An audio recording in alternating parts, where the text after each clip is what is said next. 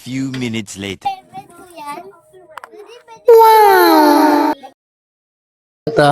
So 2-in-1 po siya, ibig sabihin po, pwede po natin siyang gamitin as manual at pwede rin naman po siyang automatic. So ito po yung automatic niya. So hindi na po ako magbobomba o magpapump, papaandarin ko po siya. So yan. Kung saan po.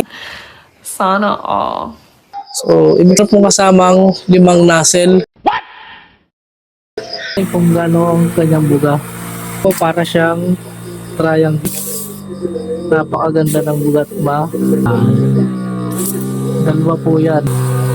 Magkakasin yung pagmalayuan.